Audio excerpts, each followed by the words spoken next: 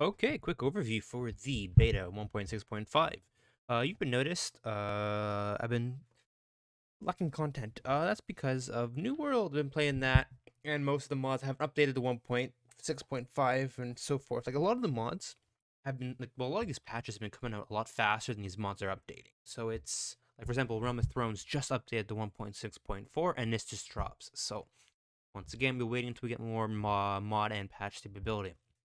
So let's continue. For crashes, a bunch of crashes fixed. Not bad. Performance, I love this already. Minor improvements, combat missions. So basically, you should get better performance throughout your game here.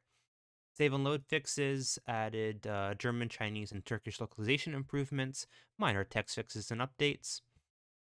Art, added a new Azorite crown, added 2 Batanian armors, visual improvements, added ballista cover models, added ballista covers to some Empire and Azorite scenes, and a bunch of other bug fixes.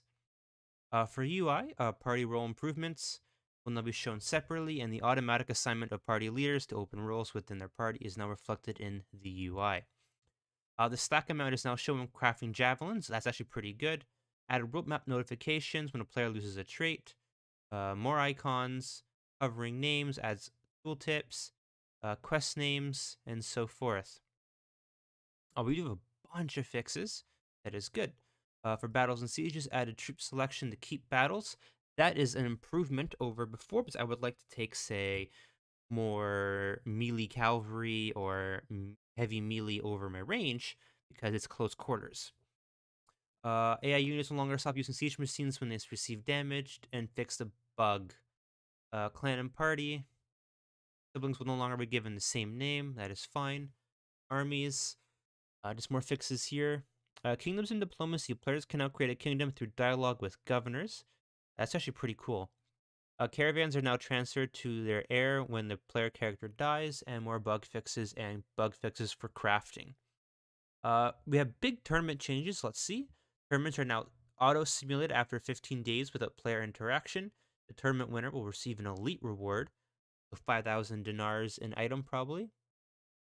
So that's pretty good if you are good at the combat in those tournament situations. More bug fixes. For quests and issues, the added, obviously, campaign, console commands, and a bunch of fixes for the quests. Conversations and encounters added additional lines for surrender demands and comments from NPCs. So just more fixes with encounters. Other IRA is now shorter and a slightly smaller build. It's a really weird change. Music and taverns no longer have the same faces. Oh, musicians, my bad. That's actually pretty nice. For our multiplayer gurus, this is the changes probably for the different maps. For UI, obviously changes for multiplayer and some fixes for multiplayer. For both UI options have been with Q&E, added navigation, more bug fixes, obviously the annual or the patch, every patch, the improved multi-core performance and performance and on-demand animation. So once again, the more patches of this comes out, the better the game's going to run. So for those who played last year, early last year, and this year, if you go through the patches, should see a noticeable improvement. And for our modding friends, a bunch of mod changes. Overall, it's not a large patch, a decent amount of fixes with like 1 or 2 added elements to the game. Yes, the crown and the armors. So other than that, not much. Hopefully, when we get to 1.7, there'll be the battle terrain system and so forth.